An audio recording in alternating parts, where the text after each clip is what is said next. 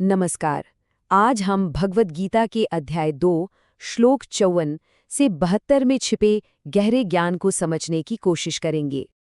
क्या आपने कभी ऐसे लोगों को देखा है जो जिंदगी की सबसे मुश्किल सिचुएशंस को भी एक अलग ही शांति से हैंडल कर लेते हैं?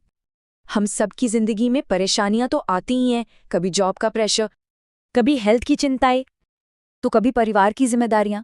लेकिन कुछ लोग इन सब के बीच भी एकदम शांत रहते हैं। उनकी नौकरी चली जाती है पर वो घबराते नहीं। कोई स्वास्थ्य समस्या आती है पर उनका मन स्थिर रहता है। और हम सब सोचते हैं कि आखिर ये लोग मेंटली इतने स्ट्रॉन्ग, इतने काम कैसे रहते हैं। पता है, यही सवाल हजारों साल पहले अर्जुन ने भी श्री कृष्ण से पूछा था कि वो इंसान कैसा होता है जिसकी बुद्धि स्थिर है, जिसे स्थित प्रज्ञ कहते हैं। और श्री कृष्ण का जो जवाब है ना, वो सिर्फ स्पिरिचुअल नहीं बल्कि एक बहुत गहरी प्रैक्टिकल साइकोलॉजी है। तो श्री कृष्ण कहते हैं कि एक मेंटली स्ट्रांग इंसान वो नहीं जिसे कुछ फील ही ना हो। नहीं, गुस्सा, डर, खुशी, उसे सब महसूस होता है, लेकिन वो इन फीलिंग्स को अपने ऊपर हावी नहीं होने देता। होता क्या है कि वो सबसे पहले सिचुएशन को देखता है, फिर अपने अंदर उठ रही फीलिंग को पहचानता है कि ये गुस्सा है या डर है, और बस उसी मोमेंट वो एक पॉज लेता है। देखिए, एक चीज समझना बहुत जरूरी है। बाहर की सिचुएशंस, दूसरे लोग, यहाँ तक कि हमारे एक्शंस के रिजल्ट्स, ये चीजें हमारे कंट्रोल में नहीं होती। लेकिन एक चीज, सिर्फ एक चीज है जो हमेशा हमेशा हमारे कंट्रोल में होती है, और वो है हमारा रिस्पॉन्स, हमारी प्रतिक्रिया। इसीलिए एक स्थिर इंसान रिएक्ट नहीं करता, वो रिस्पॉन्ड करता है।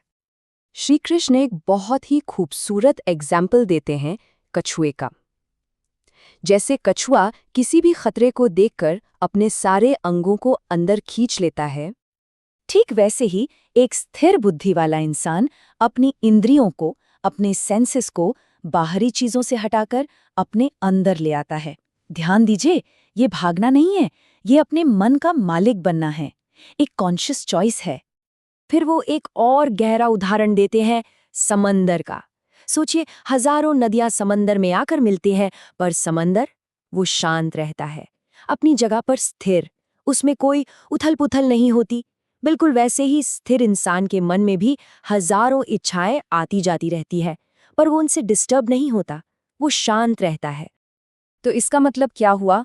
असली स्ट्रेंथ, रियल पावर कुछ भी फील ना करने में नहीं है, बल्कि अपनी फीलिंग्स का गुलाम न बनने में है।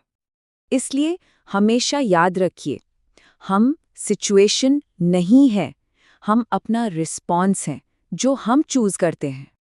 मेंटल पीस और स्टेबिलिटी का यही श्री कृष्ण का सबसे बड़ा सीक्रेट है। जय श्री कृष्ण।